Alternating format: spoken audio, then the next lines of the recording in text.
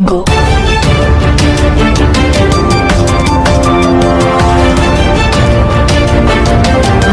बर्तमान बड़ खबर पाणीपाग को नहीं बड़ सूचना आगामी 5 दिन राज्य में हल्का मध्यम धरण वर्षा पुणी 11 तारिख पर पुणी बढ़ वर्षा जहाँकि पुणी आसूची आउ एक लघुचाप एने सतर्क सूचना जारी कला पाणीपाग विभाग जानिबा संपूर्ण अपडेट ता पूर्व वीडियो को लाइक करंतु जदि पारुछंती आपनकर सांग साथी मानको वीडियोटी को शेयर करनियंतु जदि फ्रेंड्स आपण माने हमर चैनल ले नुआ वीडियो देखुछंते पूर्व केबे भी सब्सक्राइब करनाती तेबे निहाती चैनल को सब्सक्राइब करे सहित पाखरे आस्तुवा बेल आइकन को बजे रखतांतु तेबे आगामी 5 दिन जाय राज्य रे हल्का मध्यम धरण वर्षा होई पारे आगामी 12 घंटा रे कांभा किछि स्थान रे प्रबल वर्षा मध्य होई पारे किंतु आज राज्य रे वर्षार प्रभाव कमिबा नै आकलन करिछि पाणीपाग विभाग पुणी आसंता काली ठारू बढ़िबो वर्षार परिमाण जहाँकि 11 तारिख पर पुणी वर्षा बढ़ी पारे बोली आकलन कर जाउछि सेहिपरि आज मध्यराति सुधा दक्षिण ओडिशार किछि स्थान रे प्रबल वर्षार चेतावनी दैछि पाणीपाग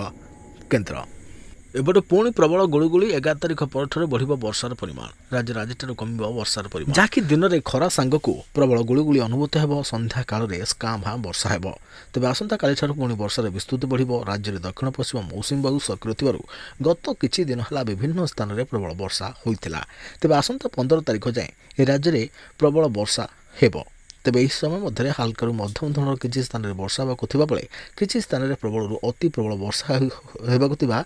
भुवनेश्वर पाणीपाग विज्ञान केन्द्र पक्षर कहुई तेज गत 24 घंटा मध्य बांकी सर्वाधिक 177 मिलीमीटर वर्षा होता बेले केन्दुझर घसीपुर ठारे 120.3 मिलीमीटर आनंदपुर में 91.4 मिलीमीटर गंजामर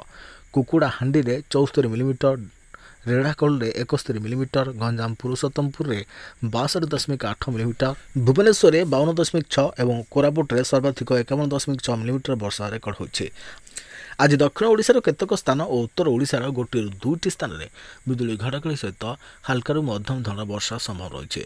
जून 1 रु जुलाई 8 तारिख मध्य 211.6 मिलीमीटर वर्षा होती जहाँकि स्वाभाविक वर्षा 285.8 मिलीमीटर तुलन में बहु परिमाण में नियंत्रित वर्षा रही है।